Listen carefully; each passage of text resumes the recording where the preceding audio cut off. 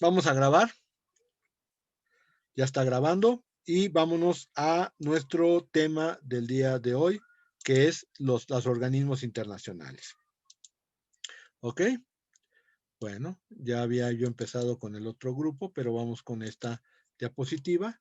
Aquí, ¿quiénes están? Aquí están Malucas y Ashley Suárez. Y vamos a, fíjense cómo las voy a mover del lugar. Miren. ¿Eh? ¿Qué tal? Magia. Ahora las voy a bajar. Eso, magia.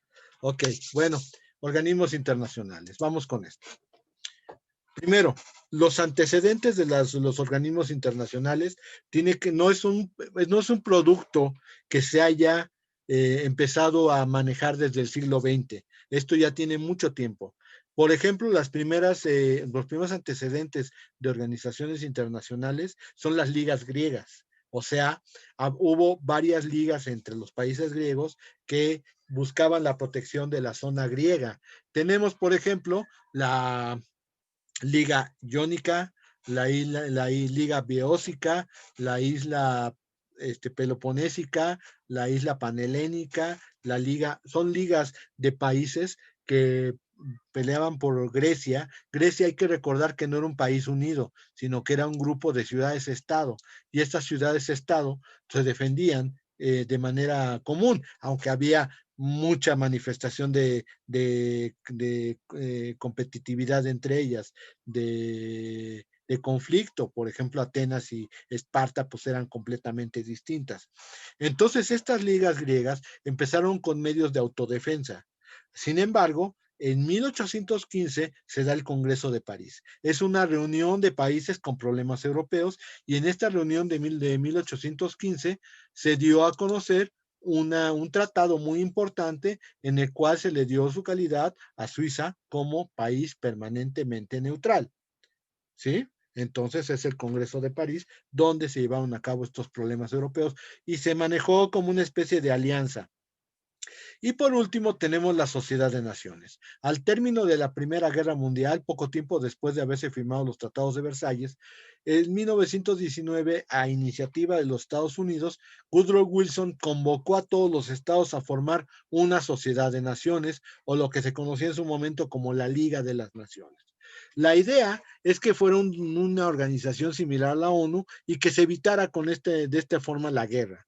Sin embargo, la verdad sea dicha, pues el problema de la Sociedad de Naciones es que no cumplió su cometido, porque el principal promotor de la organización, que fue Woodrow Wilson, termina su periodo y al siguiente periodo entra un republicano, y desgraciadamente el Senado jamás quiso ratificar la Carta de la Sociedad de Naciones. Entonces, el que hizo todo el alboroto para la fiesta, pues al final de cuentas ni fue.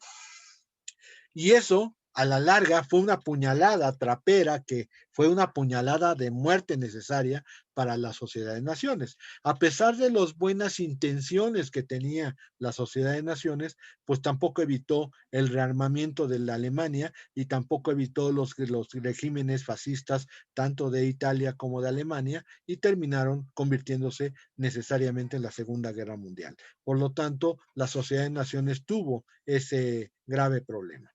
Pero después de la Segunda Guerra Mundial se da el lugar a la Organización de las Naciones Unidas, que es, digamos, en este orden, la organización de naciones más importante del mundo. Digamos que es la más longeva, porque ya cumplió más de 50 años, pero aparte, pues es la que sigue funcionando hasta nuestros días.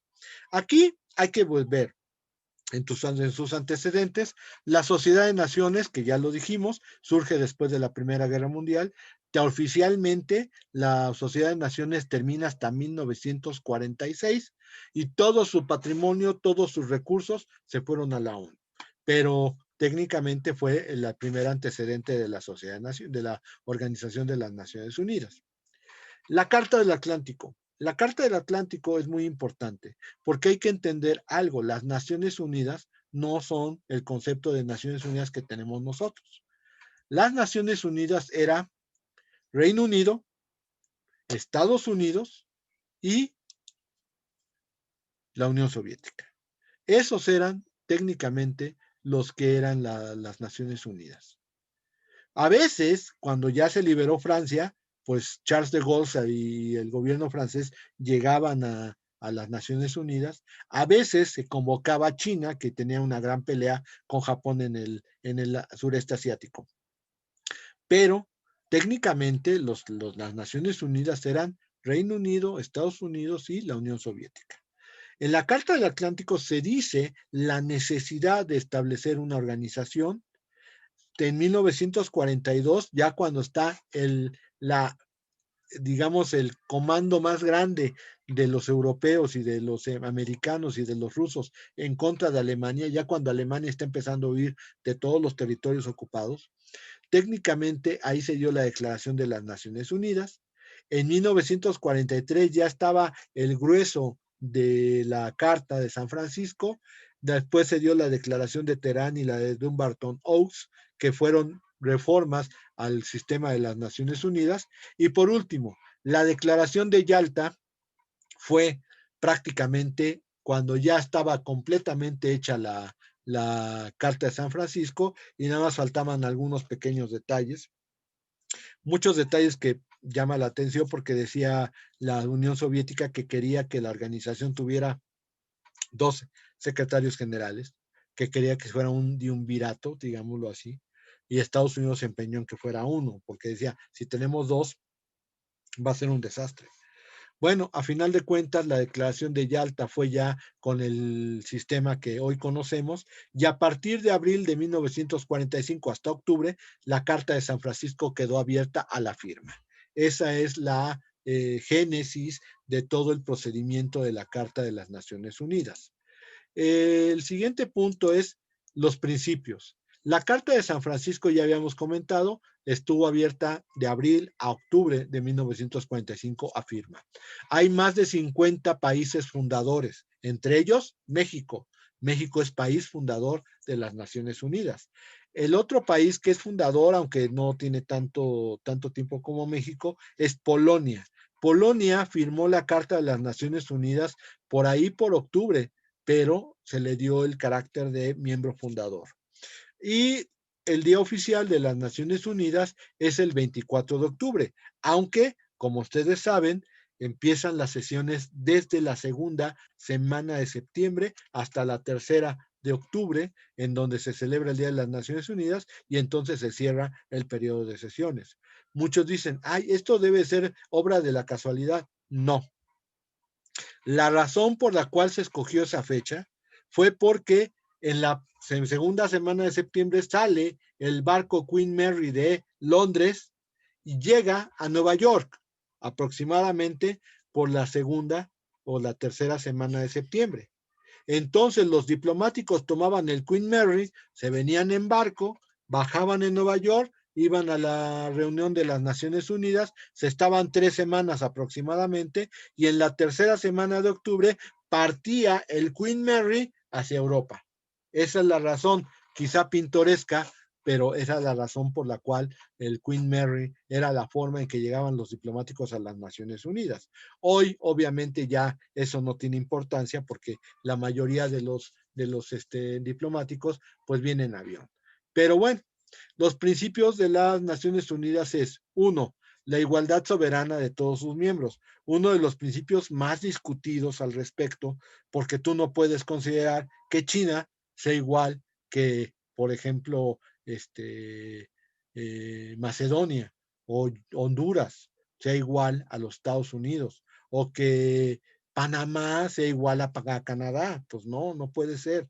¿Por qué? Por la situación de diferencia en el territorio, en la población. O sea, no podríamos pensar que de verdad existe una igualdad soberana.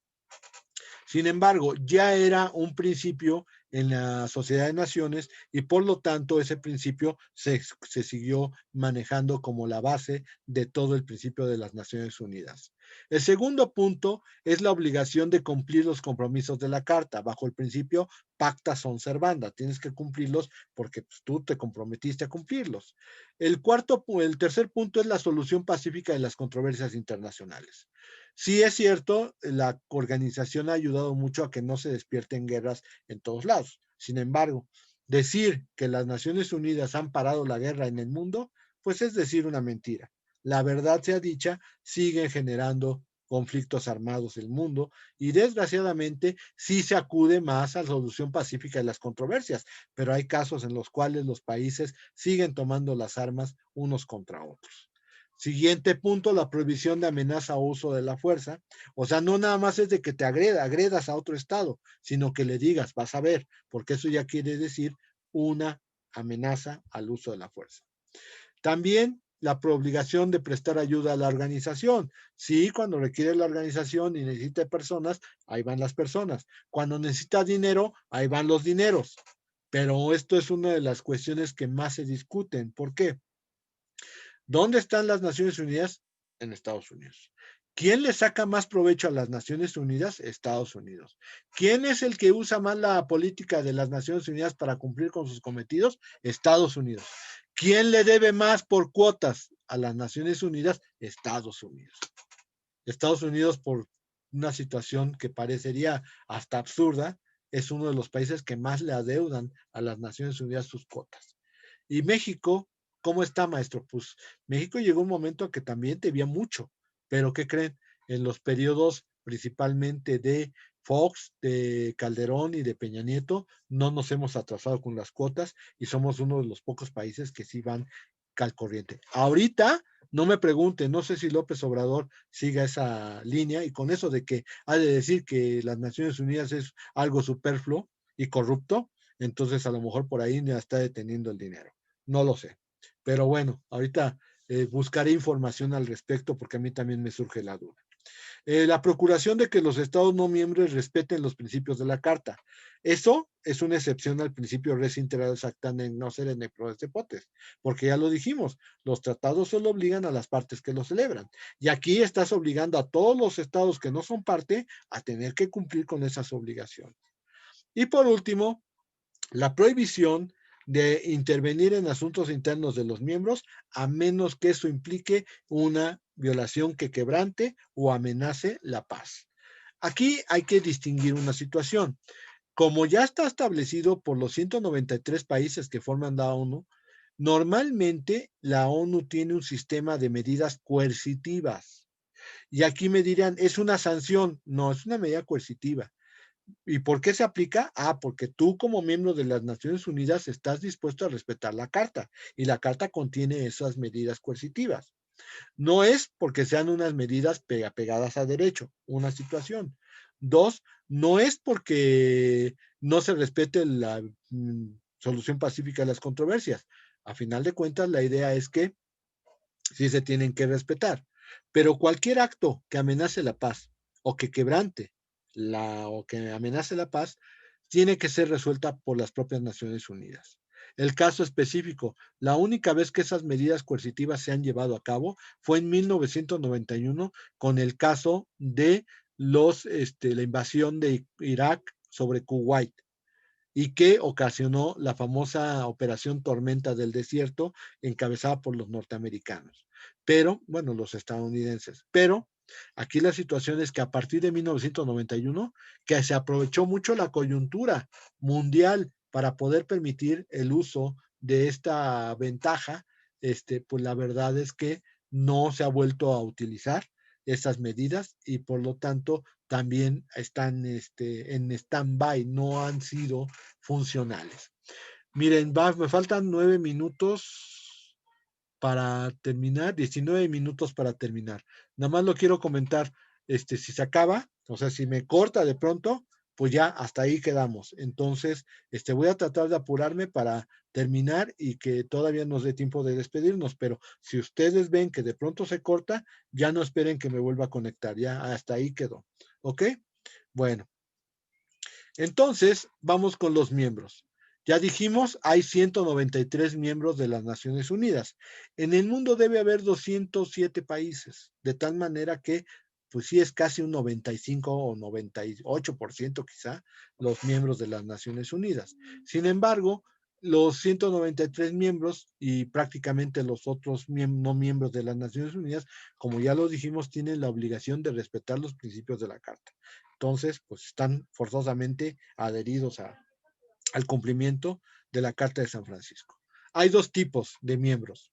Los originarios, que fueron los que firmaron la Carta de San Francisco, entre ellos México y Polonia, que aunque la firmó después, también se le ha dado el carácter de miembro originario. Y posteriormente a los miembros admitidos. Los miembros admitidos tienen que cumplir un procedimiento. El país tiene que ser recomendado por el Consejo de Seguridad, incluyendo los 5 votos de los miembros permanentes. Y los admite la Asamblea.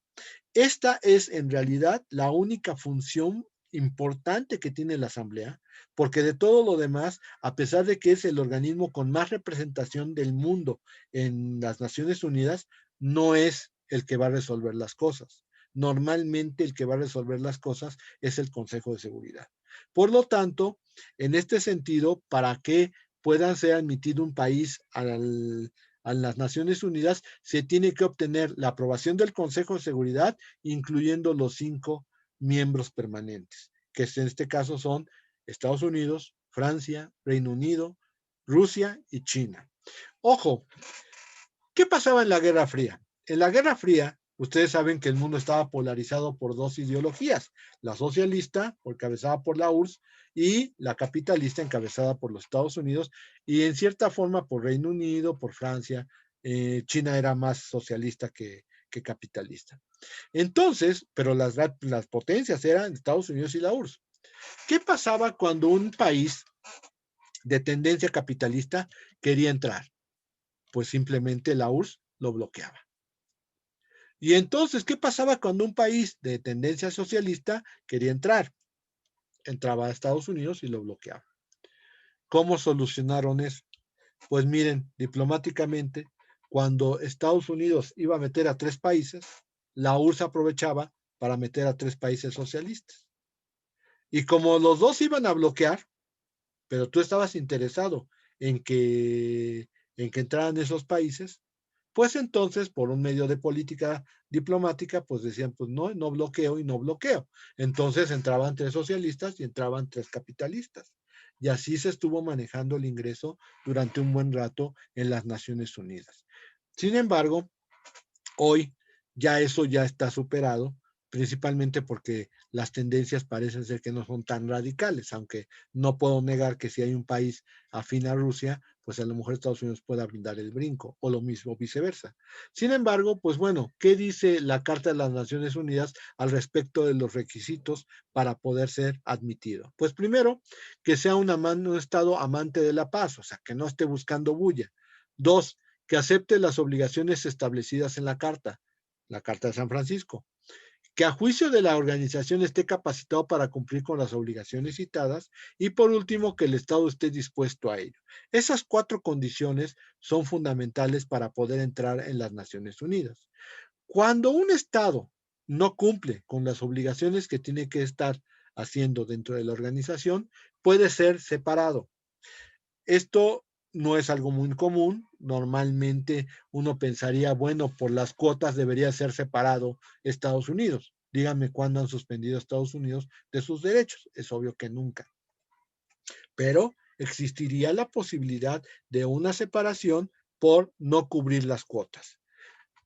Suspensión. Cuando tu Estado está incumpliendo las condiciones o está haciendo actos que puedan dañar la paz y la seguridad internacionales, puede ser separado y suspendido de la Asamblea de las Naciones Unidas. Esto ocurrió, por ejemplo, en 1995 con Yugoslavia, y también hubo otro caso con Ruanda, por las políticas de limpieza étnica que los 2 países impusieron en los años 90. Profe, entonces, ¿en qué momento, perdón, profe, A ver, en qué dígame. momento se aplica la separación y la suspensión? Cuando la dicta la asamblea, pero suspensión es que no vuelves a entrar hasta que yo te diga. En cambio, separación, pues es simplemente que cumples con tus obligaciones, entonces te vamos a separar. De separación, insisto, no es algo que se dé mucho, porque seguiría siendo miembro de las Naciones Unidas, nada más que no puedes ejercer tus derechos en la Asamblea. En cambio, suspensión sí fue algo muy grave. En el caso de Yugoslavia en 95, la separaron de la asamblea y no pudo regresar. Y fíjense cómo no pudo regresar ese Yugoslavia, que desgraciadamente a los pocos meses se desintegró y se crearon los países que hoy forman Yugoslavia. En este caso, Montenegro, Serbia, Bosnia, Croacia, Kosovo y Macedonia. O sea, y Eslavia, todos estos países que entran la antigua Yugoslavia, pues se terminaron deshaciendo y ya Yugoslavia jamás volvió a regresar a las Naciones Unidas. Hay veces que puedes renunciar. Tenemos el caso de Indonesia, que en 1967 dijo que se iba a salir de las Naciones Unidas y técnicamente sí se salió. A final de cuentas, en 69 regresó y entonces cuando la admitieron de nuevo, pues técnicamente lo que dijo la Asamblea fue que solamente había dejado de participar, pero pues ahí sí hubo una renuncia. Ahora, el caso específico de las Naciones Unidas, de la separación completa o de la expulsión, pues ahí sí tendríamos que pensar que para una expulsión de un país tiene que haber por lo menos la participación del Consejo de Seguridad y la ratificación por parte de los de la de la Asamblea General. Entonces, ahí tendríamos que tener un doble tipo de votación. Por aquí me pusieron un mensaje en el chat, pero no lo pude leer. Déjenme ver de qué se trata. Profe, ¿me puede decir, me puede decir los integrantes del equipo Zapata? Dios mío. A ver, Zapata, Barragán Velázquez, Hernández Herrera, Ramírez Serna, Vaca Almaguer, Suárez Alvarado y Alberto Sotero. Esos son los que están ahí. Hombre, qué bueno que yo pregunté pensando, ay, van a preguntar o algo interesante y me preguntan esto. Bueno, ok. También me veo agregado ahí, ¿no, profe? Ya nada más me faltan 11 minutos, ¿ok? Entonces voy a compartirles de nuevo porque vamos a explicar otra diapositiva, ¿ok? Déjenme nada más compartir, es esta, ¿ok? Compartir, porque tenemos tiempo afortunadamente, pero bueno, vamos con esto. Ok. Los órganos de las Naciones Unidas. Ojo con esto, ¿ok? Ojo con esto. 1. La Asamblea General, que como ya lo comenté, es donde se encuentran representados la mayoría de los países del mundo. 2. El Consejo de Seguridad. El Consejo de Seguridad está formado por 15 países, pero de esos 15 países hay 5 que son permanentes, ya los mencioné, Estados Unidos, Reino Unido, Francia, Rusia y China, ¿ok? Es el que toma en realidad las decisiones dentro de la organización. Muchos me dicen, ¿es que eso es cierto? Pues sí, sí es cierto. O sea, si hay un órgano que es ejecutivo en las Naciones Unidas, es precisamente el Consejo de Seguridad. Después tenemos el Consejo Económico y Social. Ese lo vamos a ver en esta unidad. Tenemos otro que se llama el Consejo de Administración Fiduciaria. Ese consejo todavía sigue siendo parte de la Carta de San Francisco. Sin embargo, desde hace más de 10 años, los estados que estaban en administración fiduciaria, eran ciertos territorios de algunos países, ya se volvieron independientes. Por lo tanto, ese Consejo de Administración Fiduciaria aparece como órgano, pero ya no funciona prácticamente desde los años 80. Y entonces nada más es basura jurídica que está integrada en la Carta de San Francisco. Después tenemos la Corte Internacional de Justicia. La Corte Internacional de Justicia no la vamos a ver aquí. La vamos a ver cuando veamos solución de controversias. Entonces, ¿es órgano de las Naciones Unidas? Sí. ¿Lo vamos a ver aquí? No.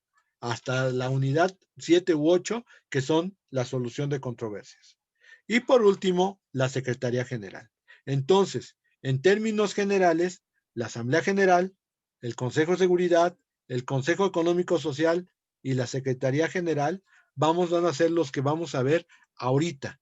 El Consejo de Profe, Administración Fiduciaria no tiene ya importancia y por último la Corte Internacional de Justicia la vamos a ver en otra unidad. Ahora sí, dígame. eh, entonces, lo que viene siendo la Corte Penal Internacional, ¿entra dentro de la Corte Internacional de Justicia o es Es independiente? independiente de ella. O sea, los países votaron a que fuera independiente de ella, principalmente porque como lo vamos a ver en el análisis de la Corte Internacional de Justicia, para que usted pueda llevar un caso a la Corte Internacional de Justicia, se requiere la cláusula facultativa de jurisdicción obligatoria. ¡Ay, qué nombre tan largo! Pues sí, así se llama, pero implica que los dos estados están de acuerdo en someter el caso a la Corte Internacional. En cambio, por la naturaleza de la Corte Penal Internacional, lo que se tiene que evitar es que haya acuerdo de los estados para no entregar a los miembros o a las personas que están siendo violadoras de derechos humanos. Entonces, lo que se decidió fue la Corte Internacional de Justicia es una cosa, la Corte Penal Internacional es otra cosa, porque lo que están juzgando son situaciones completamente distintas. En una es lo que se diría los actos de derecho penal internacional, y aquí son situaciones de interpretación o de conflictos entre estados. Entonces son dos cosas distintas. No Ah, confunda ok, la gimnasia con la magnesia.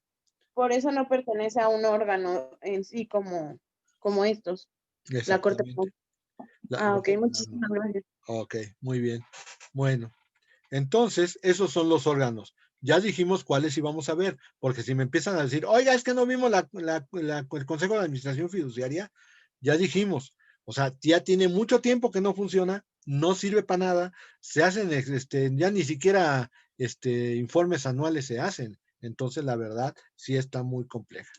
Vamos con la Asamblea General, aunque ya me quedan 5 minutos. Vamos a ver hasta dónde alcanzamos. Primero, la Asamblea General es integrada por los Estados miembros. Hay hasta 5 representantes de cada estado, pero ojo, un voto nada más. O sea, cada país es un voto. Pueden tener a 5, sí, pero nada más ejercen un voto. No nada más. No otra cosa. ¿Ok? Ya dijimos sesiones desde el tercer martes de septiembre hasta el tercer viernes de octubre, que ya dijimos que eran los tiempos en que tardaba el Queen Mary de venir de Europa y salir hacia Europa. Y normalmente esto se llama sesiones ordinarias. Las sesiones extraordinarias se pueden llevar a cabo en cualquier momento, por eso se exige que por lo menos uno o dos miembros de la comitiva que está en la Asamblea General sí deban de estar disponibles en cualquier momento en que la Asamblea considere que se debe llevar una sesión. Hay veces que las sesiones pueden empezar a las 2, 3 de la mañana, pero entonces debe de haber una persona en Nueva York para que pueda llevar a cabo esa sesión. ¿Ok? De ahí en fuera, las sesiones ordinarias, ya las dijimos, del tercer martes de septiembre al tercer viernes de octubre. ¿Ok? ¿Hasta aquí alguna duda? Ya voy a dejar de compartir. Son 5 minutos los que nos quedan, 4 minutos o algo así. Dice, no entendí el concepto entre separación y suspensión. Bueno, separación es cuando no cumples con las obligaciones que te hacen las Naciones Unidas. Te separan porque no has cumplido. La idea es que te separan, sigues siendo miembro, sigues teniendo derechos, pero la idea es que si cumples con las obligaciones, te vuelven a reintegrar.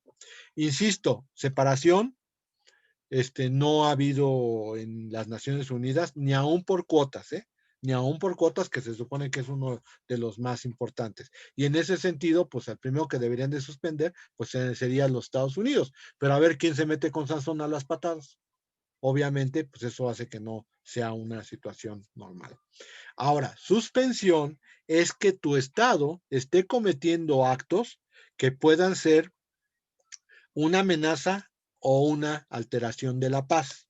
Ahí te van a suspender y cuando te suspenden no es porque tengas alguna situación de falta de cumplimiento de obligaciones, sino que tu Estado está alterando el medio internacional. Entonces, ante esa circunstancia, también te pueden suspender y hasta que no arregles esa situación, te vuelven a reintegrar. La expulsión es que ya de plano ya no participas en las Naciones Unidas. Eso es lo que puede suceder. Pero esas son circunstancias especiales, no han ocurrido en muchísimo tiempo. ¿Ok? Dice otra vez, ¿será posible que yo sea la coordinadora del equipo Pino Suárez? Ah, Chihuahua. Soy Ortega González. ¿Por qué por qué no está de acuerdo con Castro? No es que no esté de acuerdo, es simplemente que igual como mi compañera trabaja, siento que a veces también se siente un poco presionada, pero igual, bueno, yo pues, prácticamente Dígale, no tengo Eduardo, que no sea problema. negrero, que la deje Es que estudiar. más que nada, profe, es para que no haya Diga. dificultades. Estábamos viendo si no podía poner a mi compañera como coordinadora. A ver, Castro, ¿está usted de acuerdo en eso? Sí, o sea, de hecho la vez pasada sí me quedé un poquito corta y sí me sentí muy mal porque pues no me desarrollé como quise haberme desarrollado y como les comenté a ellos, si para ellos les es conveniente así, está perfecto y igual también me dijeron que pues para que estuviera un poquito menos presionada. Entonces, Ok, está sí, de bien, acuerdo. está bien, ya cambié. Ok, ya la tengo usted como coordinadora, Ortega. Ok, Gracias. Gracias, profe. ok. Dice, gracias. Otra pregunta. ¿Las sesiones extraordinarias requieren por lo menos 2 miembros de la Asamblea General? No, para situaciones extraordinarias basta con que de todos los países del mundo haya 50 más 1, 50% más 1. Pero eso es una situación pues muy rara, principalmente porque o sea, una situación extraordinaria implica que no te pueden convocar, o sea, no hay forma de convocarte. Entonces, la verdad es que con que esté uno de los miembros de la comitiva que se encarga de la Asamblea General es suficiente.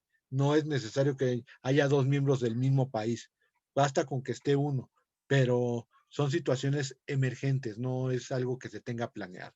Señores, ya me queda menos de un minuto. ¿Ok? Si hay otra pregunta, a lo mejor se queda corta. Dice, volviendo a los equipos, ¿podría repetir a los miembros del equipo Felipe Ángeles? Santo Dios. A ver.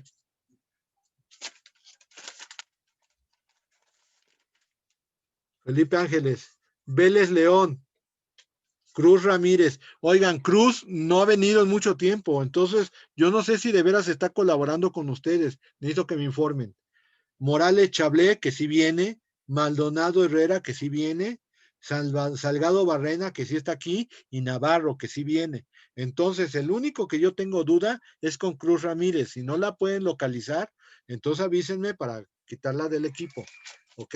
Ya tiene mucho tiempo que no entra a clase. Entonces, la verdad es que ahí yo creo que sí debe de haber algún